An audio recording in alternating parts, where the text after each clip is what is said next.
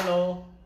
Ya, sekarang coba dibalik. Tadi 3XT Indonesia yang live duluan terus kemudian gue join. Ternyata agak susah.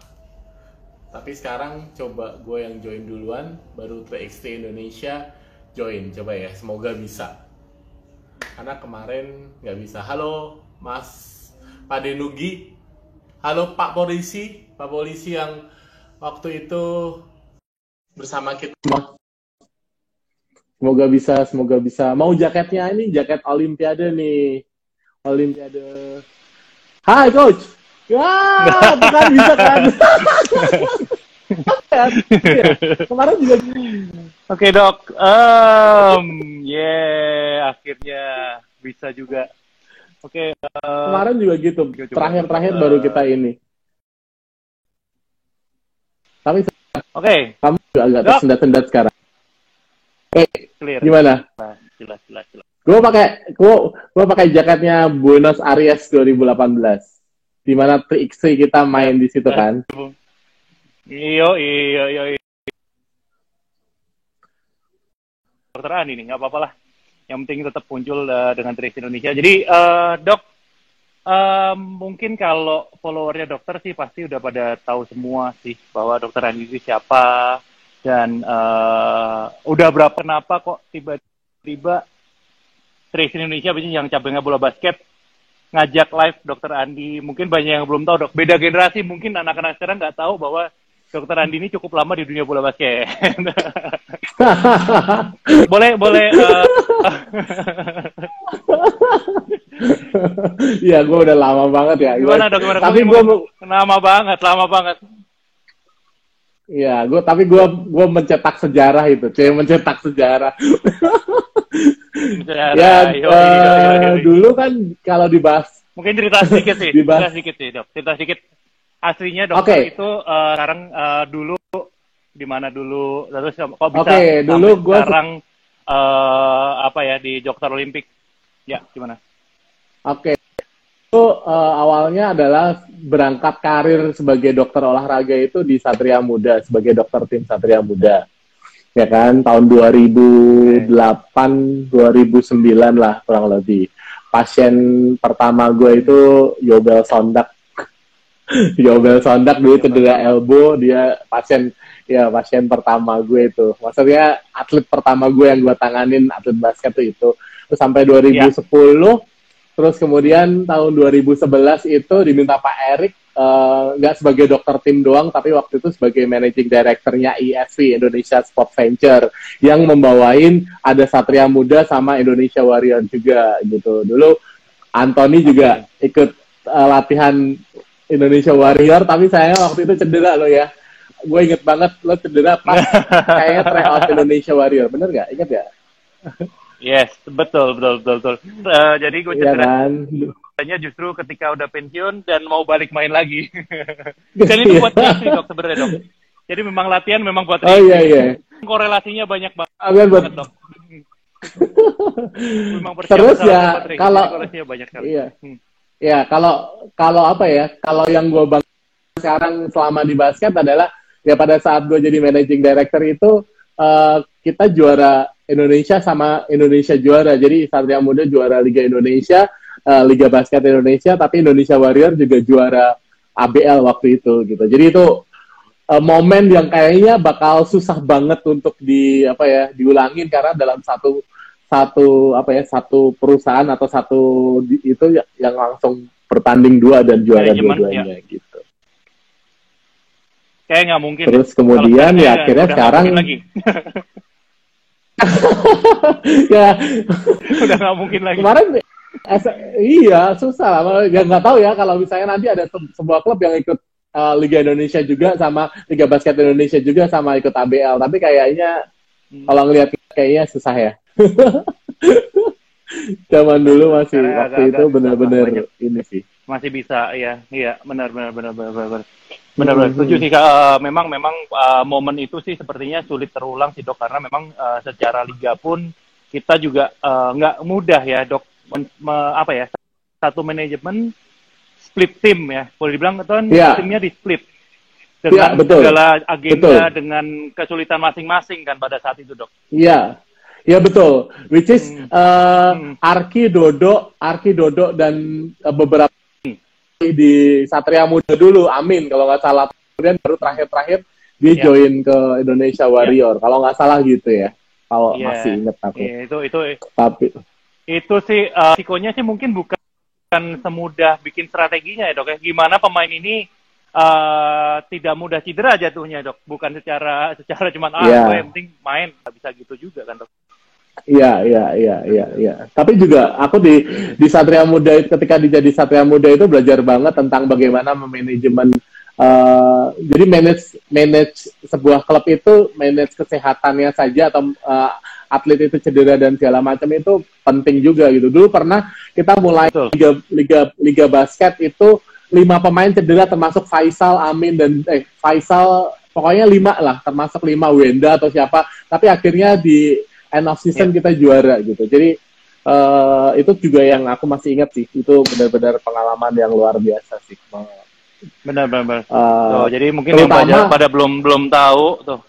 Pada belum tahu Dokter Andi itu selain dokter tim Indonesia untuk Olimpiade, nah sebelumnya itu Dokter Andi sebenarnya untuk tim Satria Muda Jakarta. Iya. Gitu ceritanya.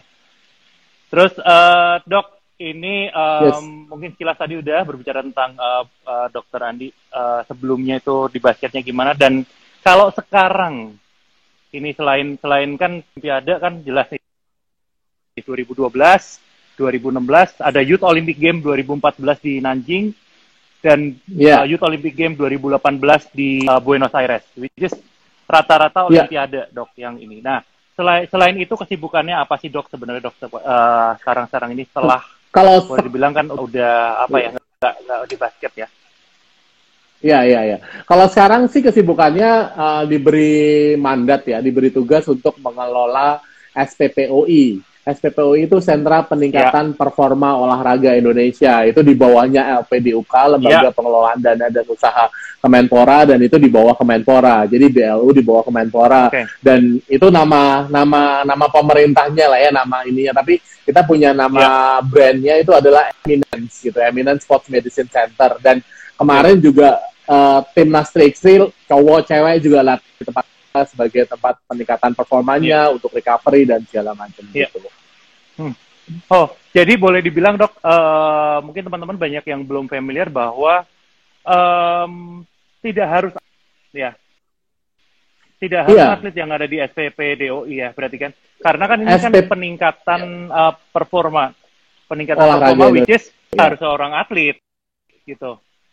Jadi mungkin bisa juga kalau misalnya kan kadang-kadang nih sekarang kan mungkin lagi pada heboh sepeda gitu, misalnya sepeda lo biasa cuman goes 15 menit 20 menit capek, ya lo mau goes lebih lagi let's say bisa 40 menit tapi dengan cara yang benar mungkin bisa dengan latihan di situ karena meningkatkan itu kan Dok. Salah satunya kan selain itu apalagi Dok, apakah untuk kan sering nih pinggang gue pegel nih, ini ngilu nih. Nah, itu apakah meliputi itu juga sih Dok sebenarnya kalau di SPPDOI? SPPOI. Jadi sentra SP2OI, SPP-nya OI. SPPOI. Ya. OI, ya. Ya, di situ selain peningkatan performa juga tuh ada sport injury management ya, maksudnya rehab. Kalau misalnya cedera ataupun cuman hanya recovery karena misalnya pinggangnya sakit, low back pain dan segala macam ya, seperti itu sih. Gitu. Iya. Jadi kalau memang ada gini, kadang tuh kan orang gini Dok, banyak yang bilang udahlah kayak gitu doang, ngapain sih di treatment kan gitu kan. Cuma begini doang nih. Nah, lo ke tukang urut aja deh. Nah, gue sih penasaran Dok, mungkin banyak yang belum tahu bahwa sebenarnya treatment yang harus dilakukan nih ada tahapan-tahapannya gitu loh Dok. Nah, sebenarnya sih gimana sih Dok? Kayak let's say nih kita ankle deh, sebenarnya basicnya apa dulu Dok yang harus dilakukan? Ya, tahapan-tahapannya tuh pertama kali penanganan cedera itu yang pertama tuh pasti inflamasi manajemen inflamasinya. Jadi kalau misalnya ada bengkak, nyeri dan segala macam itu segera diatasin tuh, misalnya dengan minum obat ataupun dikompres es gitu kan. Nah, tapi setelah nyerinya hilang, bengkaknya hilang, itu pun juga harus di ruang gerak sendinya atau range of motion-nya dikembaliin gitu. Biasanya kalau habis cedera tuh kaku nih, kaki itu nggak bisa gerak secara maksimal ya. Gerak secara maksimal karena mungkin otot-ototnya kaku. Nah, itu ototnya dirilis ataupun dilatih supaya range of motion-nya maksimal. Tapi setelah itu nggak cukup. Udah nggak nyeri, udah nggak bengkak, udah range of motion udah maksimal apa udah cukup belum? Kita harus kuatin lagi otot-otot di sekitar situ karena dengan cedera misalnya let's say 2 minggu, 3 minggu kita nggak latihan itu ototnya jadi lebih mengecil. Jadi harus dikuatin otomatis lagi. Ya. Betul. Nah, apakah kalau ototnya kuat udah cukup? Belum juga. Kita harus latih balance, keseimbangan dan segala macam supaya nggak gampang cedera gitu. Ketika ankle-nya cedera, itu juga yang dilatih juga bukan cuma ankle-nya, tapi otot-otot di lutut, otot-otot core-nya itu juga dilatih. Jadi kalau misalnya ankle-nya kuat tapi core-nya lemah, percuma juga gitu. Jadi berarti pendukungnya ya dok ya, nggak cuma ya di pose yang dilatih itu. Betul. Cara satu pendukungnya juga ya dok. Betul. Terus kemudian ketika balance-nya udah bagus, skornya udah kuat, itu pun juga ada latihan, masih ada beberapa latihan yang perlu diperhatikan, yaitu di spot specific training. Jadi coba lari, berhenti mendadak, loncat, muter balik, pivot dan segala macam tuh harus gak ada gerakan yang aneh. Artinya sendi itu udah berfungsi dengan normal gitu. Jadi kira-kira gitu tuh yang sampai benar-benar komprehensif. Jadi si atlet itu tuh kembali bermain tuh dengan fitter, dia lebih fit, lebih kuat lagi dan nggak mudah cedera. Itu yang paling penting, coach. Gitu. Iya. Berarti tahapan-tahapannya memang nggak bisa langsung, gue udah enakan nih. Kadang yang sering gini, kaki gue udah enakan nih. Gue main lagi deh. Udah gitu, memang lo bisa main hari itu. Mungkin 1-2 minggu tiba-tiba lebih parah lagi. Itu yang sering kita lihat sih, dok. Iya benar. Kalaupun belum balance-nya belum maksimal, terus tadi belum saatnya balik ke lapangan, tapi udah enakan, nah kayak gitu kan dok? Iya. Bukan berarti pas latihan balance, pas latihan core, pas latihan spesifik itu belum boleh main. Udah boleh main. Mungkin shooting atau mungkin dribbling. Tapi pas kontak sport tapi udah itunya. Terus kemudian juga proses ke lapangan. Kalau dulu gue Coach Sito tuh sangat gimana ya, dengerin gue gitu. Coach, ini mainnya 10 menit aja. Coach, ini udah boleh 15 menit. Coach, ini 20 menit. Oh, coach, ini boleh gitu. Jadi ketika seseorang atlet tuh habis cedera kembali bermain tuh memang harus nggak bisa langsung ini dipakai gitu. Ada adaptasi progresifnya gitu. Betul. Ya, benar. Saya sih setuju sih, karena sebenarnya kan bukan karena basket is not about win and lose. Tapi kan lo harus mikirin karir si atlet ini juga kan. Bukannya kita nakut-nakutin juga gitu kan. Cuman kan biasanya ini waktu itu kita juga sempat berangkat bareng nih dok di 2014 dan 2018 pun. Ketika ada pemain cedera, aku bilang, dok, ini bisa main nggak? Oke, lo mainin tapi menitnya segini. Gitu. Iya. Kayaknya selalu ada aja ya, waktu di 2018 tuh ada tuh ya kan, ankle. Terus kalau 2014 juga ada kayaknya ya, maksudnya yang ya selalu ada lah. Tapi ya ketika antara dokter sama coachnya itu nyambung, itu pasti masalahnya bisa beres sih gitu. Iya, benar. Ini gua kayaknya disconnect suara ini. Tadi tentang jenisnya, berarti kan boleh dibilang kan tadi kita berbicara antara high impact, medium impact, sama low impact berarti kan ketika yes. ini. Nah, kalau idealnya sih kayak tadi kan kan tadi dokter sempat bilang ketika lo udah enakan bukan berarti lo nggak boleh main basket, tapi dengan porsi yang memang wajar. Nah, ini dok, kita ngomongin tentang pandemic nih. Olahraga yang tentang pandemic ini gitu. Beberapa kali kalau gue ngeliatin Instagramnya dokter, dokter sering bilang bahwa udah lo dengan intensitas yang memang jangan high, nggak perlu high gitu loh. Lo dengan intensitasnya ringan sedang aja. Kalau saran kan ringan, tapi jangan ke yang di area yang high risk. Iya, nah, betul. Dok, lo bisa sharing dikit karena jujur gue kemarin sempat gedek juga sih, Dok, ketika ngelihat bahwa GBK baru dibuka dan penuh. Come on, itu ramai banget. Gue sih kalau gue ngelihat tempat seramai itu sih mendingan gue balik gitu. Karena sedikit yang memang gue tangkap bahwa 100 meter yang lo lakuin di GBK sama 100 meter yang lo lakuin di rumah itu same. Betul. Dan lebih aman di rumah gitu. Ya, betul. Nah, sekali. ini mungkin betul. Lo bisa mungkin bisa share, Dok, sebenarnya idealnya seperti apa sih olahraga ketika pandemik ini sih sebenarnya? Oke. Kita bicara tentang pandemik COVID-19. Dibicara dari hari ke hari. Dan kita harus tahu statusnya negara kita ini saat ini tuh gimana gitu. Jadi kalau ditanya sekarang, hari ini tanggal 18 Juni 2020, statusnya negara kita ini grafiknya masih naik terus, kasusnya masih bertambah terus. Jadi artinya risiko di luar sana itu masih ada gitu. Jadi ketika saya ditanya olahraga yang paling aman untuk saat ini itu adalah di rumah saja gitu, masih di rumah gitu, belum di lingkungan luar gitu. Nah, atlet saja sekarang ini juga masih banyak yang di rumah latihan sendiri gitu. Ketika misalnya latihan bareng-bareng itu pun juga dijagain, dia nggak boleh kemana-mana gitu. Jadi yang atlet Indonesia aja, yang atlet persiapan Olimpik aja, mereka tuh masih benar-benar latihan sendiri, latihan di rumah. Karena meskipun atlet, meskipun lu kuat seperti apa, lari lu kenceng, tapi risiko infeksi itu sama gitu. Jadi sebenarnya yang masih direkomendasikan sekarang itu adalah di rumah gitu. Nah, ketika kita di bicara COVID-19 dengan intensitas, kalau kita bicara intensitas, itu berhubungan sama imunitas sebenarnya. Jadi ada J-curve gitu. Jadi kalau kita nggak pernah olahraga, risiko infeksinya tuh tinggi. Tapi olahraganya ringan sampai sedang, itu risiko infeksinya rendah.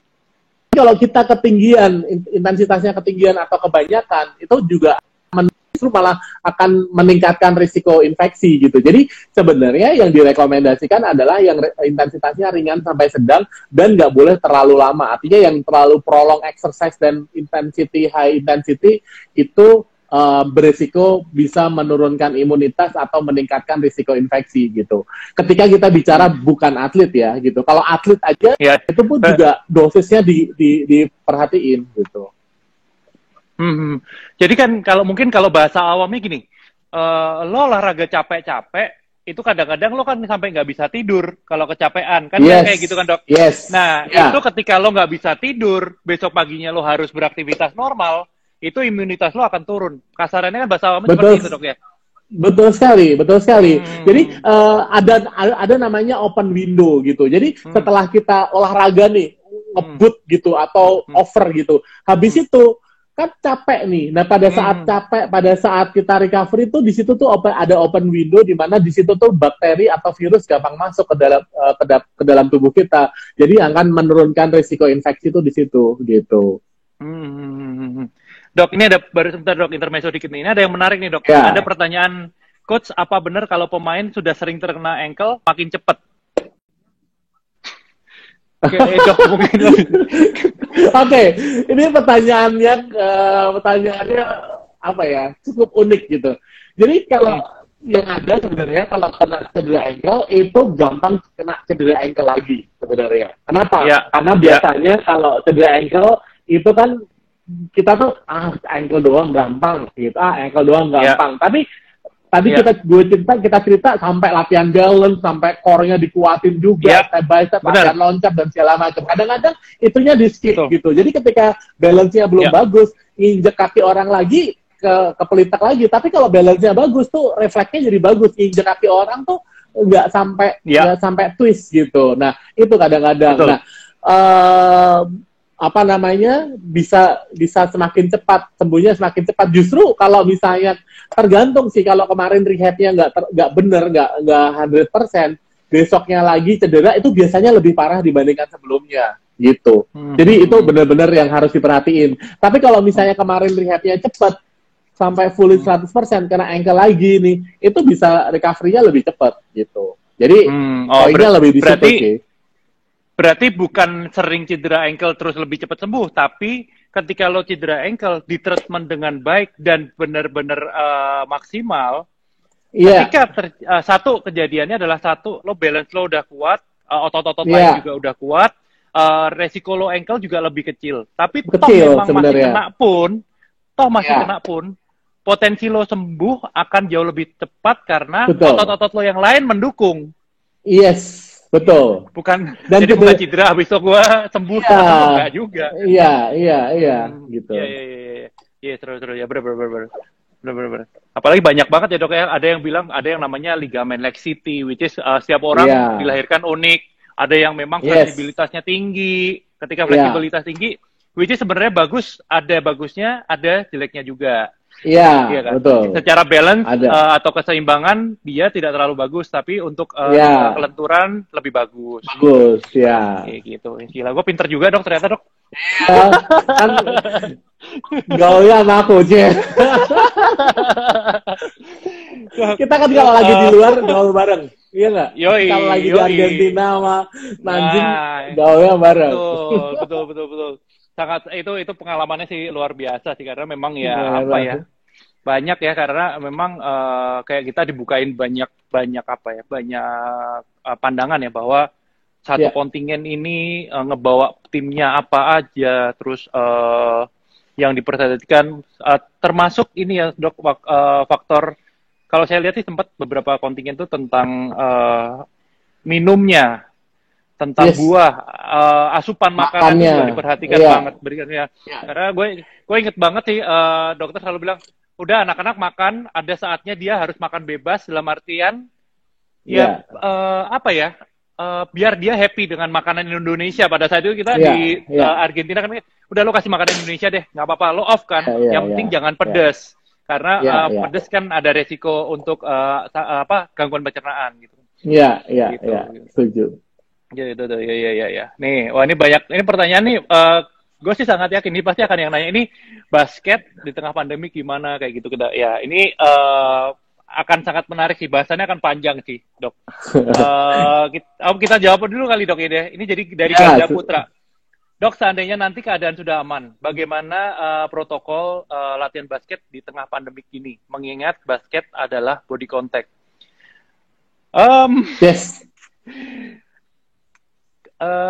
Kalau nggak tahu, dari dokter mungkin nanti saya bisa sharing sedikit sih, karena saya juga sempat membaca referensi juga sih. Mungkin ini pertanyaan ke dokter, nanti saya bisa diskusi juga sih.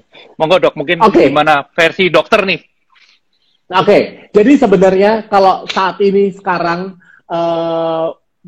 sama, main basket boleh nggak boleh, tapi di rumah sendiri dan dengan equipment sendiri, bolanya sendiri, ringnya sendiri, sama keluarga di rumah. Jadi artinya sekarang ini yang bisa kita percaya itu adalah anggota di rumah. Mau temen deket, mau pacar dan segala macam itu saat ini kita masih ibaratnya masih harus jaga jarak dan nggak boleh sharing bola gitu, main bola bareng gitu dan segala macam itu kalau bisa nggak, itu jangan gitu. Karena ini kita berbicara tentang COVID-19 ya. Jadi resiko ringannya tuh itu. Resiko sedang kalau kita bermain di luar rumah, terus kemudian nggak pakai jaga jarak, terus kemudian equipment-nya sharing nih gitu. Equipment-nya sendiri-sendiri, bolanya sendiri-sendiri, tapi mainnya bareng, tapi masih jaga jarak, itu resiko sedang. Tapi kalau resiko berat itu ketika kita udah main di luar bareng-bareng, kontak dan segala macam gitu. Itu kalau kita bicara tentang risiko terkena infeksi ya ketika saat ini kita main basket gitu. Tapi nantinya ke depannya ketika misalnya kita bicara tim nasional Indonesia, timnas 3x3, itu pun kalau misalnya itu harus berdasarkan semua pertimbangan itu berdasarkan pemerintah dan berdasarkan public health reason. Artinya kondisi infeksi virus saat ini itu seperti apa sih gitu. Nah, ketika nanti back to sport lagi, back to training lagi, itu selalu harus ada protokolnya, satu. Protokol cuci tangan, terus kemudian nggak boleh kebersihan dan segala macam itu penting. Terus kemudian yang kedua, coach itu harus ada selalu timeline. Timeline itu misalnya gini, misalnya taruhlah ya 1 Juli itu kita udah cukup lumayan cukup turun, terus kemudian tim nasional basket bisa latihan gitu. Itu latihannya adalah harus dibatasin. Kalau nggak salah, itu di bawah 5 dulu, di bawah 5 orang dulu. Jadi latihannya tuh grup 5 ini latihan sendiri, tapi non kontak dulu. Terus kemudian bawa bolanya sendiri. Jadi bolanya tuh nggak boleh gantian sharing gitu. Sharing itu nggak boleh. Nanti kalau udah tuh misalnya 2 minggu atau 1 bulan, setelah itu baru boleh 10 orang, terus kemudian boleh sharing equipment, tapi setelah itu harus cuci tangan dan segala macam. Nah, di awal-awal itu biasanya juga mereka tuh udah siap dari awal dari rumah. Mereka datang, get in, train, terus kemudian get out. Nggak boleh tuh yang ke locker room, mandi, terus kemudian nongkrong dulu, apa segala macam itu bakal di awal-awal tuh nggak boleh yang seperti itu. Dan bener-bener yang namanya hand sanitizer, terus kemudian jaga kebersihan, botol minum nggak boleh sharing, handuk nggak boleh sharing, dan segala macam itu kayaknya bakalan jadi new normalnya kita nanti sih, gitu. Gitu sih, Coach. Jadi memang kita sih setuju dengan hari ini kan memang muncul statement dari gugus tugas COVID ya, bahwa ada 2 olahraga yang memang belum bisa memulai pelatnas atau bahkan kompetisi karena memang belum dibuat protokolnya gitu. Which is sayangnya basket termasuk, which is sepak bola dan karena pakai tangan. Pakai tangan puncak ya. Jadi memang kompetisi dan pelatnas kejurnas itu memang belum ada lampu hijau sama sekali, masih dilarang. Tapi untuk beberapa olahraga yang memang perorangan, kalau boleh dibilang sudah dimunculkan protokol-protokolnya gitu. Oh, ini ada Felix, ada Coach Felix, ditonton Coach Felix kita nih. Oke, nanti satu persatu ini pertanyaannya jadi makin banyak nih, karena jawaban tadi kalau saya rangkum sedikit dari untuk ganda putra tadi, jadi kalau bagaimana protokolnya untuk latihan basket di tengah pandemik ini, kalau untuk latihan memang tadi ada 3 tahapan, baik secara low, medium, atau high. High itu dalam artian kalian full main basket, bener-bener full body contact. Yang medium itu bawa bola sendiri, tapi dibatasin orangnya untuk latihan, dan non contact. Yang ketiga, yang low yang paling aman, boleh dibilang sih gini, ini kayak seolah-olah kita private Zoom kali ya, Dok ya. Private Zoom, ya lo belajar individual skill gitu. Jadi gambarannya sih seperti itu ganda putra. Kalau saya rangkum dari Dokter Andi tadi.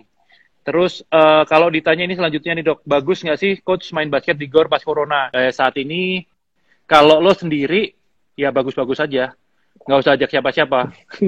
Tapi main basket kayak sendiri kayaknya nggak menarik jadinya kan. Terus, aku pernah baca, coach, aku pernah baca guidelines-nya US Olympic untuk return to sportnya atlet-atletnya mereka. Mereka itu tahapan sampai nanti fase keempat di mana mereka udah boleh latihan di gym. Jadi sekarang fase keempat kalau nggak salah boleh latihan di gym atau di arena, itu tuh fase keempat. Tapi sebelum itu pun itu pastiin bahwa gym atau arena itu benar-benar bebas COVID. Artinya apakah desinfektannya rutin, terus kemudian toiletnya juga bagus, air cuci tangannya bagus dan segala macam. Jadi memang harus diakses dulu tuh tempat latihannya gitu. Itu fase keempat ya, which is itu mungkin September atau Oktober nanti gitu. Iya. Tergantung kasusnya juga kan, Dok. Betul. Mungkin sekarang yang Australia itu mungkin ya, jadi mereka udah mungkin fase yang kedua gitu. Tapi Amerika itu masih seperti kita ya, masih olahraga di rumah gitu. Jadi memang atletnya juga masih olahraga gitu. Ya, memang resiko main basket tuh termasuk olahraga yang sangat kena impact-nya sih, Dok, secara overall ya. Karena kan kalau dibilang nggak kontak, ya lo main basket kan nggak mungkin nggak kontak sebenarnya. Jadi memang harus sabar-sabar. Kangen kompetisi, kangen banget. Ini ada yang nanya, IBL 3 2020 ada atau enggak? Saya sampai saat ini bisa mengatakan bahwa kalau direncanakan ada di bulan Oktober. Tapi kembali lagi, kita mengikuti semua protokol yang ada dulu, boleh atau enggak. Karena perizinannya ini juga nggak semudah bahwa bikin izin keramaian gitu. Betul. kebijakannya juga beda gini. Yang jelas gambarannya mungkin ya, seandainya basket registry itu akan mewajibkan PCR atau bahkan swab test. Dan itu berarti otomatis itu per minggu ya dok ya, karena kan memang swab test hanya maksimal berapa dan pesertanya di karantina, Iya, ini, betul. Ini swab test terus habis itu di karantina, habis tanding karantina seperti itu. Jadi kayak sekarang gitu. Ya. Sekarang swab test, main, terus kemudian habis itu kemana, kena nongkrong lagi nggak bisa. Nongkrong di mana? Nongkrong kayak kita nggak bisa, dok. Nongkrong kayak kita nggak bisa, dok. Dok, ini ada pertanyaan lagi nih, dok. Dari Mas Felix nih. Mas Felix ini salah satu pelatih fisik juga nih dari Satria Muda, Bandung. Terus sempat di badminton juga. Itu ada dibilang ada isu olahraga pakai masker meningkatkan VO2 max. Gimana tuh, dok? Oke. Ya.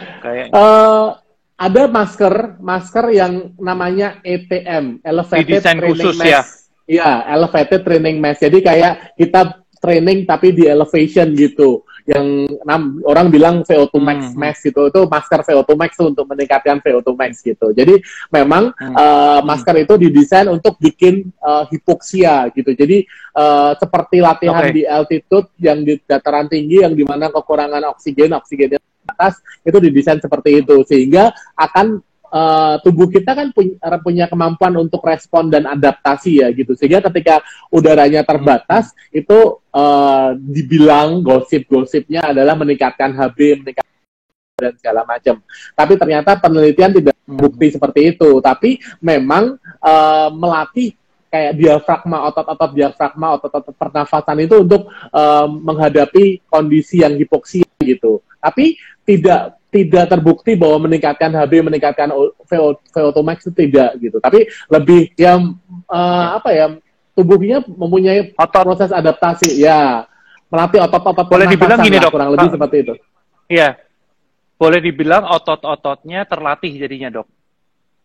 Otot-ototnya terlatih. Jadi pada saat jadi pada saat kita mungkin ngos-ngosan atau kita saat terjadi hipoksia dan segala macam, kita masih bisa gitu. Artinya otot-otot pernafasannya itu masih terlatih gitu. Jadi sebenarnya lebih ke situ efeknya. Tapi efek VO2 max, efek meningkatkan hemoglobin itu tidak terbukti gitu. Ya. Menarik. Oke, dok, nih saya ada beberapa list pertanyaan ini.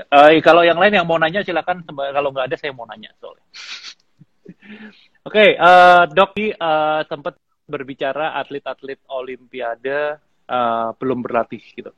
Kan dokter sendiri kan secara agenda harusnya menjadi kontingen Indonesia di Olimpiade 2020 di Tokyo. Nah, mereka jadi gimana sejauh ini nih? Karena kan memang tarik ulurnya ini kan boleh dibilang kan dari Februari ya. Sampai akhirnya diputuskan bahwa akan diundurkan ke 2020. Nah, si atlet-atlet sendiri ini selain tadi latihan di rumah, nah, mesti punya agenda-agenda lain dan dok. Contoh badminton. Kalau kita berbicara badminton kan itu kan banyak banget agendanya kan. Nah, yang dilakukan mereka, terutama atlet-atlet yang sudah lolos ke Olimpiade, ini ngapain dok sebenarnya, dok? Oke, yang saya tahu tuh bulu tangkis, di situ ada Coach Felix ya, tetap masih latihan di Cipayung, tapi mungkin pasti pada saat COVID pandemik di sini volume latihan, intensitas dan segala macam pasti akan disesuaikan dan tidak sama seperti biasa. Kenapa tidak sama? Orang turnamennya nggak ada, ya kan? Ngapain latihan berat-berat orang turnamennya kita belum tahu nih kapan gitu. Badminton kalau salah mulai Agustus ya, cuman itu pun juga masih belum firm banget sih. Cuman nanti coba Coach Felix gimana tuh ya. Jadi artinya atlet kita tuh pada saat Olimpik di cancel, yang ada atau yang bisa dilakukan adalah ya mereka menjaga kebugarannya mereka gitu. Tapi bukan berat karena related sama imunitas, sekali lagi tadi kita tidak memaksa atau kita tidak menganjurkan atlet itu melakukan latihan yang intensitas tinggi banget terus akhirnya sampai overtraining gitu. Justru atlet itu juga manusia dan kita tahu NBA juga positif corona, terus kemudian dan segala macam, jadi atlet pun juga bisa corona ya. Jadinya benar-benar ya kita harus memang jagain atlet itu banget. Angkat besi mereka masih pelatnas dan benar-benar di karantina di mes, nggak boleh kemana-mana, latihan pagi sore atau hanya ada yang sekali gitu. Tapi ya benar-benar karena turnamennya kapan, kejuaraannya belum ada ya, belum tahu. Betul. hanya untuk maintain kebugaran saja gitu, bukan untuk yang goal yang gimana tuh tidak gitu. Tapi kita memang berarti just maintaining. Ya, dan kalau kita sarankan adalah ini saatnya atlet itu memperbaiki kualitas tubuhnya gitu. Jadi yang punya cedera itu direview lagi, gua lemahnya di mana sih, terus kemudian gua tuh kayaknya kurangnya apa dan segala macam. Jadi sebenarnya pada saat karantina kemarin 2 bulan 3 bulan ini jadi opportunity sekali buat atlet itu untuk memperbaiki kekurangan apa, bahkan dia bisa merasakan kualitas tidur yang bagus tuh gimana, kemudian nutrisinya seperti apa, makanannya gimana, recovery-nya yang benar gimana, itu benar-benar ya harusnya justru mereka rasakan, karena ketika ngomongin ini sebentar lagi 3 bulan lagi Olimpik, 3 bulan lagi itu tuh udah schedule-nya padat, pagi sore latihan, recovery kadang-kadang kurang, tidur juga kadang-kadang kurang dan segala macam gitu. Jadi itu sih sebenarnya yang diharapin, harusnya atlet seperti itu gitu.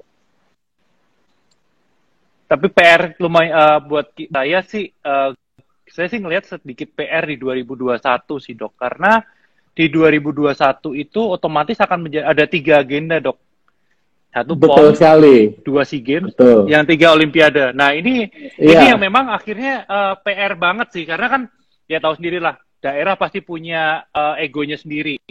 Untuk pelatih SEA Games, pelatih pasti punya ini sendiri. Dan juga Olimpiade. Kalau dibilang strata kan pasti paling tinggi Olimpiade. Kemudian SEA Games baru PON. Nah tapi ini challenge. Iya, benar. Semuanya tuh akan numpuk di 2021. Periodisasinya seperti apa, terus kemudian manajemen kesehatannya gimana, atlet itu tidak overtraining, risikonya gimana, itu benar-benar challenge semua. Jadi makanya saat ini mereka kita tuh PB ataupun organisasi ataupun timnas itu benar-benar harus punya strategi. Pemain juga mungkin harus ekstra, kita harus apa dan segala macam, tuh benar-benar harus diperhatiin. Ya, benar. Ya banyak banget sih. Apalagi kalau memang berbicara kita ngomongin basket putri kan stoknya sangat terbatas lagi, ya kan. Nah itu yang memang nggak gampang sih untuk ngadepin 2021 gitu. Dan kalau dibilang sih deket-deketan ya dok ya. SEA Games kalau nggak salah ada irisan deh. Iya, PON SEA Games Olimpik. Tapi juga ada apa gitu? PON itu selain itu juga apa? Kalau nggak salah ini dok. Beach game atau apa gitu? Iya. Atau indoor indoor game atau kalau nggak IMAC juga. IMAC lagi. IMAC yang IMAC itu kayak nggak salah ya. Aku pernah ngobrol sama siapa itu, kayaknya IMAC juga 2021. Kita ketemu di mana ya IMAC itu? IMAC di Turkmenistan. Ashgabat. Turkmenistan ya. Ashgabat. Turkmenistan. Gitu. Gitu dok. Terus sedangkan gini dok, mungkin banyak yang nanya-nanya nih ke efek corona, efek COVID. Itu sebenarnya sih untuk atlet kita nih, ini menguntungkankah atau enggak? Dalam artinya gini dok, negara lain pasti semua kena, banyak yang kena gitu. Iya, semuanya kena. Apakah ini menjadi keuntungan juga buat atlet kita bahwa ya ini tadi dokter bilang, ini saatnya lo menyempurnakan atau membuat lo lebih solid lagi as individual kan, dan lo akan compete lebih siap lagi. Nah, sebenarnya saya menguntungkan atau enggak sih, kita berbicara kan dari tadi kan mikir COVID begini. Nah, kita mikir secara positifnya sih dok. Seperti apa sih sebenarnya kalau untuk atletnya sendiri? Jadi kalau gue tuh suka yang itu tuh, ada quote krisis itu ada kalau huruf China itu ada dua word gitu. Yang satu krisis itu kalau di dalam bahasa China itu ada dua. Yang satu itu satu sendiri, satu ini doang tuh danger, yang satunya opportunity gitu. Jadi apa yang kita lakukan pada saat krisis ini itu bisa aja bikin danger, bisa bikin opportunity. Jadi artinya gini, pada saat kita krisis sekarang ini, kemarin karantina, terus kemudian apa yang kita lakukan 3 bulan, 6 bulan ke depan sampai 2021 ini, itu lakukan tuh menentukan gitu. Karena corona ini kena semua, mau Michael Jordan udah nggak main ya, mau siapa namanya, pemain NBA juga kena, mau pemain angkat besi juga kena, main bulu tangkis juga, Kento Momota juga kena, Cristiano Ronaldo juga kena. Tapi apa yang mereka lakukan pada saat ini untuk mengembalikan itu, return to training lagi, manajemennya lagi dan segala macam, itu tantangannya di situ gitu. Apalagi kita ngomongin SEA Games atau kita ngomongin Malaysia juga kena, semuanya juga kena, tinggal kitanya seperti apa. Jadi buat kita sebenarnya bisa jadi sebuah opportunity, tapi ketika kita salah memanage atau kita juga akan bisa dangerous juga, karena semua ternyata orang lain juga melakukan hal yang lebih dahsyat daripada kita gitu, Coach. Iya. Jadi memang selalu ada dua sudut pandang, atau yang memang kita mau milih yang mana sih sebenarnya ya. Ketika kita menganggap COVID ini bisa ada sisi positifnya, dan kita punya suatu rancangan atau goal yang bagus, ya it is a good point gitu. Kayak contoh kan ada banyak yang bilang gini, bercanda, lo di rumah skill apa yang lo nambah gitu kan. Pasti ada skill positif itu. Kalau lo nggak di rumah selama 3 bulan, nah mungkin lo nggak akan mencoba skill tersebut gitu kan. Nah mungkin ini yang mungkin diaplikasikan di atlet ya. Ya, itulah sebenarnya yang tadi dikatakan bahwa saat tubuhnya itu saatnya meregenerasi tubuhnya, membagusin tubuhnya itu saat ini gitu sebenarnya tuh itu. Benar. Iya, karena memang tadi ya jadwalnya belum ada semuanya. Karena jujur untuk 3x3 sendiri, untuk 3x3 itu kita tuh ada agenda 25 Agustus. Itu kejuaraan dunia under cuman masih di Budapest. Cuman masih jadwalnya masih tulisan pensil kan, masih bisa dihapus itu. Karena gini, secara dari FIBA dia belum mengeluarkan surat cancel.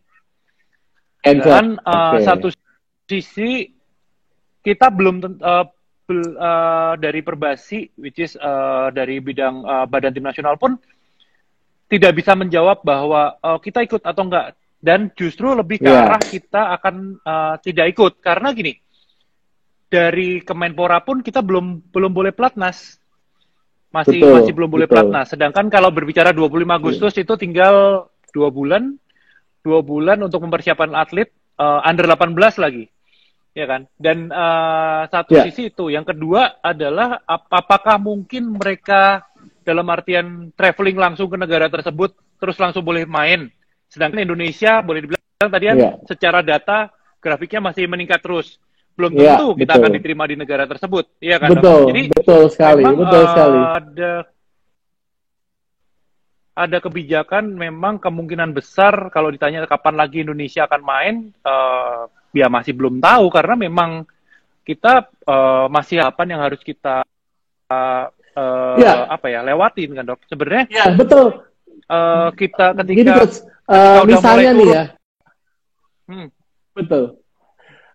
Ketika keputusan Mas dimulai, ketika tentu training itu dimulai, itu tuh nggak bisa yang cuma sebulan, 2 bulan, atau 3 bulan, butuh tuh 4 bulan sampai 6 bulan. Karena apa? Karena di awal itu butuh yang namanya assessment. Ini atlet kita ini kemarin di rumah, ada gejala apa enggak, jangan-jangan positif, ini harus PCR. Sebenarnya idealnya tuh atlet sebelum return to training, kalau yang namanya elite atlet itu PCR, ya kan?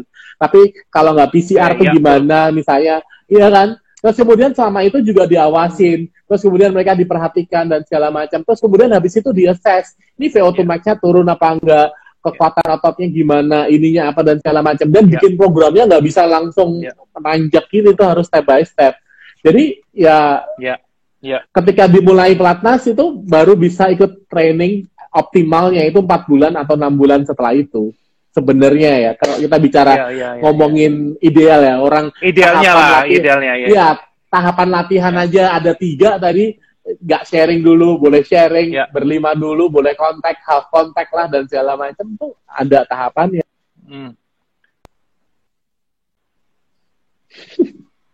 Untuk return to competition-nya itu juga memang nggak gampang juga. Iya, betul.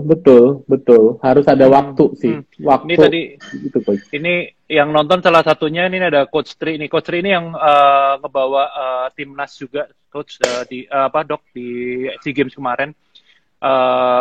Memang FIBA sudah sempat meminta nama, tapi memang sejauh ini belum ada lampu hijau dari Perbasi ataupun dari Kemenpora, karena kebijakan suatu negara itu berbeda-beda, tidak kita bisa samakan semua gitu.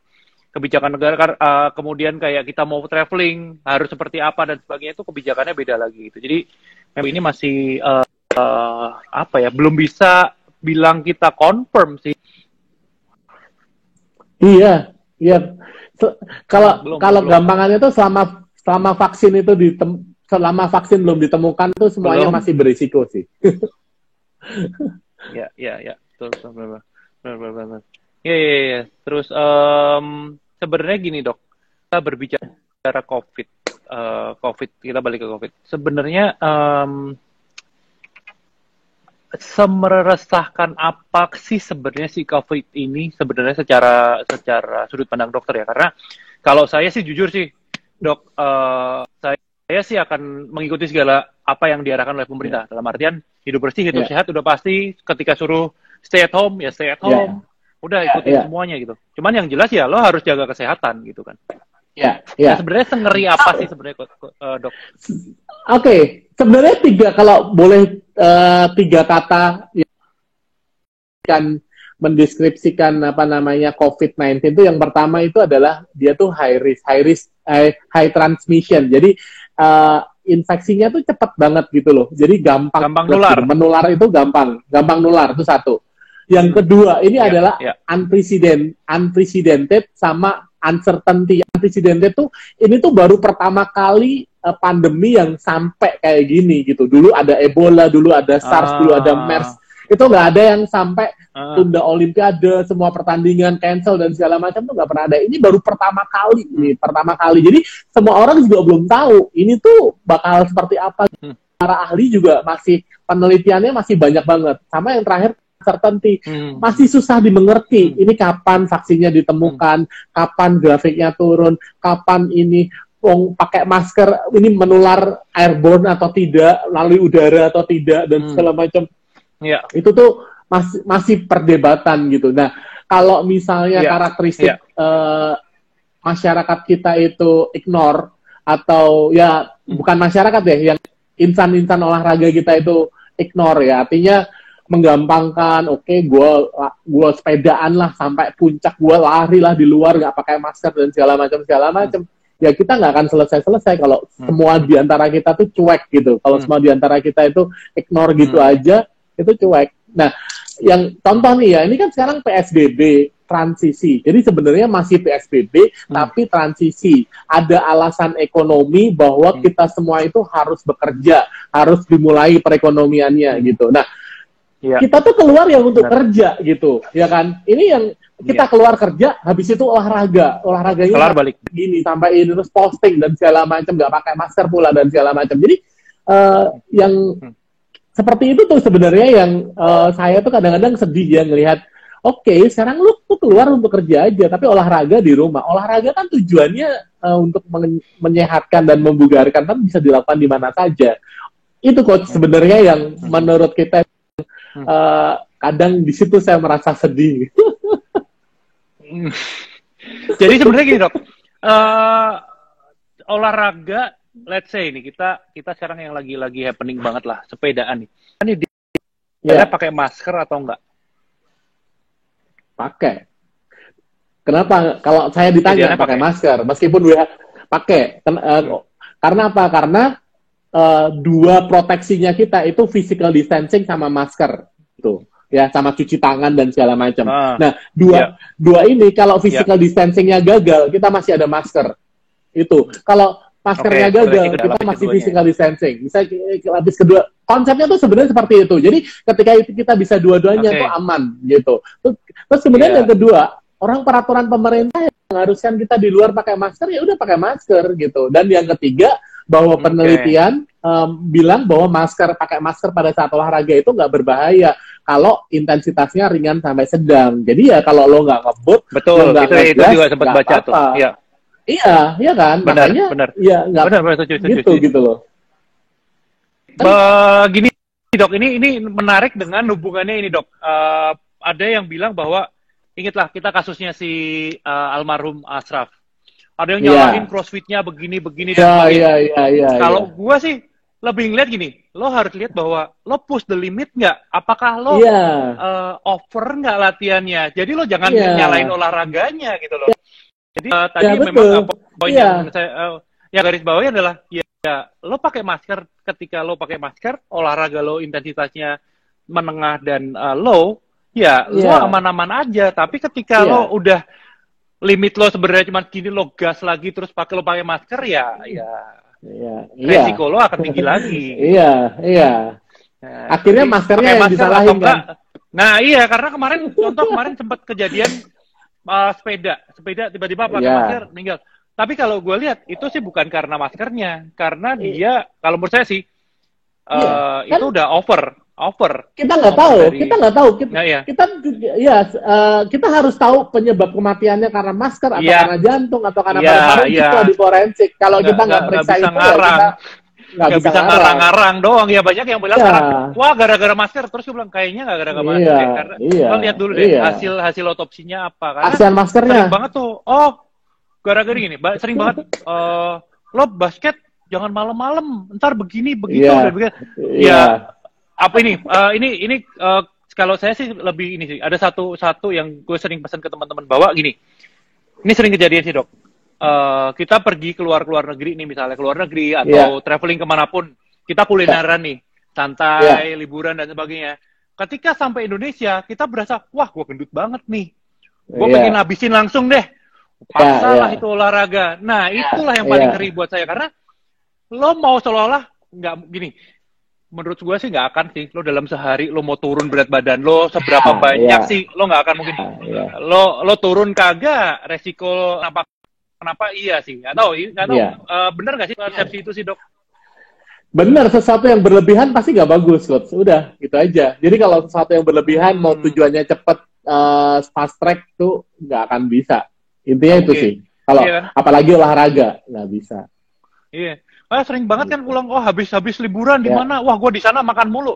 Ya lo jangan salahin, lo jangan langsung mau olahraganya. Lo mikir ketika lo liburan kemarin, lo enjoy life, lo makannya sembarang, ya lo udah harus tahu resiko. Oke, nanti gue sampai ke Jakarta, lo akan bertahap nih olahraganya nih.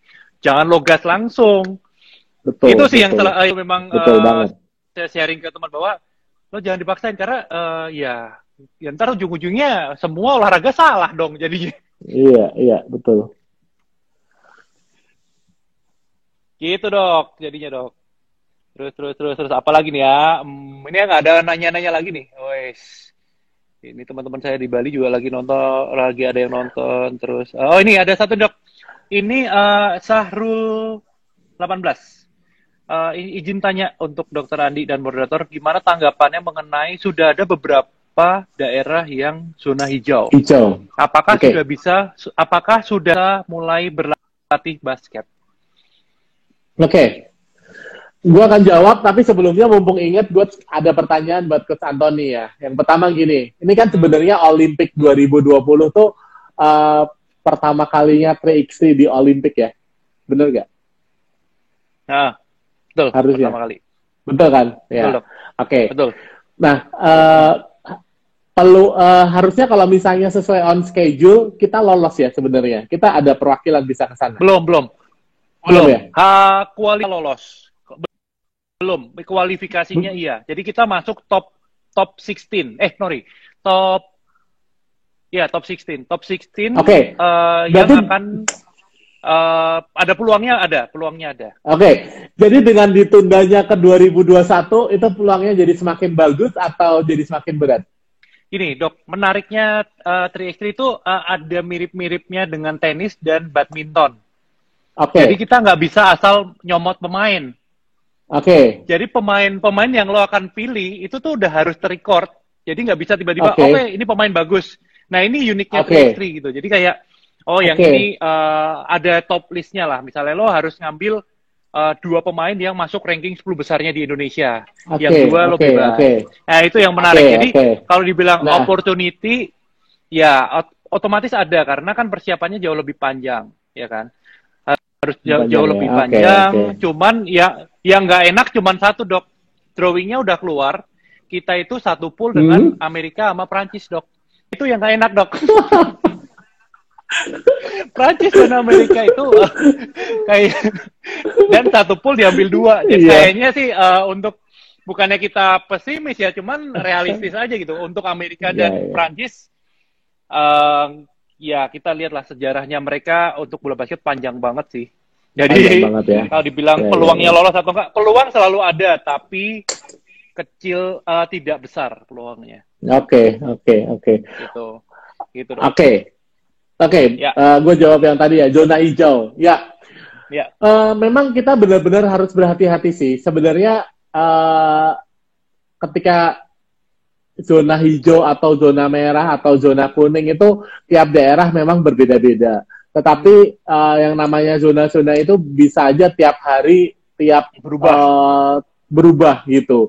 Jadi ketika saya ditanya, kalau lo zona hijau berarti lo boleh lari di luar nggak pakai masker, lo boleh main basket, lo bawa sebebas lo dan segala macem, itu salah sih. Kalau saya mengeluarkan rekomendasi atau saya ditanya, saya akan menjawab itu tuh salah. Karena apa? Karena secara Indonesia, secara keseluruhan, secara daerah ataupun dimanapun, itu sebenarnya masih belum benar-benar turun ya. Zona tadi hijaunya grafiknya tadi belum turun ya. Belum turun, masih bahkan semakin terus. naik gitu. Iya. Masih nambah terus. Iya, gitu. Dok, tiap hari bahkan sekarang udah per hari 1.000 kita kasusnya. Iya, per hari 1.000. Memang sih jumlah laboratorium, jumlah pemeriksanya itu lebih banyak yang bisa memeriksa PCR atau itu tuh banyak gitu. Jadi akhirnya tambah jumlah banyak, tapi tetap aja kita tuh akan tetap bertambah gitu. Jadi kalau buat saya, kita ikutin semua regulasi pemerintah lah ya, protokolnya pemerintah ya. Kalau memang sudah boleh tempat olahraga dibuka, silahkan dibuka. Minggu besok aja itu ada Car Free Day udah dibuka, saya ini deg-degan loh. Biasanya tuh senang, tapi saya deg-degan nggak tahu. Bener-bener deg-degan loh. Aku tuh nggak mau kalau ternyata mereka-mereka yang olahraga yang sebenarnya tujuannya baik itu malah justru sebagai tertulari atau ditulari. Itu sebenarnya yang gue nggak pingin sebenarnya. Betul. Gitu. Benar-benar setuju, Dok. jadi kalau boleh dibilang ini apa yang sudah dilakukan oleh Perbasi ini udah buat saya sendiri ya. Ini udah cukup tepat karena satu, segala kejurnas, pelatnas, kompetisi itu sampai saat ini di-freeze. Perbasi tidak memberikan izin sama sekali karena basket ini termasuk high risk karena level kontaknya tinggi. Terus jadi kalau dibilang Perbasi seperti apa sih langkah seperti apa? Buat saya ini langkah yang sangat tepat dari Perbasi bahwa memang ini lo belum boleh ngapa-ngapain gitu loh. Betul. Terutama kalau kita berbicara kompetisi, semua kangen kompetisi, kangen. Kita berbicara siapa sih yang akan nonton IBL pasti kangen.